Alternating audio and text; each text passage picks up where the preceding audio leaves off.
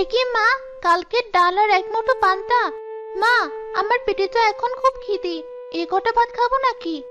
খাবার সামনে নিয়ে খাবারের নিন্দে করতে নেই মা, এগুলোই খেয়ে নি। তোর বাবা তো একটা দোকান দিয়েছে, দেখবি এক সময় আমাদের সমস্ত দুঃখ কষ্ট কেটে যাবে। ভালো লাগে না, রোজ রোজ হয় দুবেলা পান্তা খাও, না হলে কচু খাও। আমারও তো ইচ্ছে হয় একটু মাছ মাংস খেতে। সব সময় তো খাই খাই আসে কোথা থেকে তোর? এখন তো দুবেলা খাবার খেতে পাচ্ছিস, কদিন আগে তো সেটাও জুটতো না। মুখ বুজে খেয়ে নে। আহা গিন্নি, মেয়েটাকে এভাবে কেন বকছো? ও ছোট মানুষ, ওর তো কোনো দোষ নেই। দোষ তো আমার। আমি অভাগা বাবা ওর, যে কিনা বউ বাচ্চাকে ভালোভাবে খাওয়াতে পারে না। বাবা, তুমি দুঃখ করো না, আমি আর কখনো খাবারের জন্য বায়না করবো না। যখন যেটা খেতে দিবে আমি সেটাই খাবো। বউ, তুমি কটা মুখে দাও, এভাবে সামনে বসে আছো কেন? আমার পেটে খিদে নেই, তুমি তো জানো সকালে একটু পানি খেলে আমার পেট ভরে যায়। হ্যাঁ, সেটা তো খুব ভালো করেই জানি। এই সংসারে এসে তুমি কত কিছু ত্যাগ করলে। তোমার মতো একটা সংসারে বউ পেয়ে আমি নিজেকে খুব ভাগ্যবান মনে করি। সেসব কথা বাদ দাও, দোকানটার কি অবস্থা? বেচাকেনা কি বেড়েছে? এখন তো একটু দেখছি ভালো, আস্তে আস্তে হবে।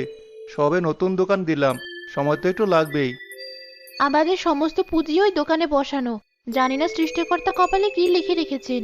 তবে যাই হোক, আমাদের সাথে মন্দ যেন না হয়।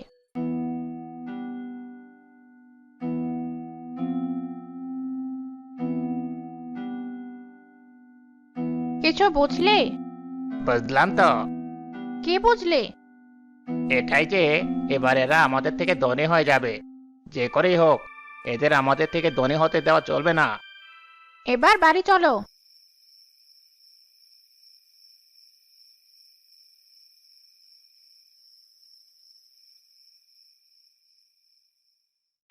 আর কত হাঁটবে? এত হাঁটলে তো পায়ে ব্যথা হয়ে যাবে। শেষে আমারই পা টিপে দিতে হবে। তোমার ওই মোটা মাথায় তো আর ভালো বুদ্ধি বের হবে না। ভাবতে দাও কি করে ওই দোকানটা দূর করা যায়। মাত্র তো দোকানটা শুরু করলো, কিছুদিন চালাক, তারপর না হয়। চুপ করবে তুমি, গাধা একটা। ওরা একেবারে ধনী হয়ে গেলে তখন ভেবো। শোনো, আজ রাতে সবাই যখন ঘুমিয়ে যাবে, তখন ওই দোকানে আমরা আগুন ধরিয়ে দেব। এত রাতে তুমি হাঁটে যাবে নাকি?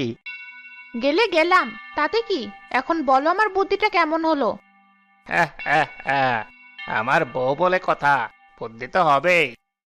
সেদিন সন্ধ্যা থেকে শুরু হলো খুব ঝড়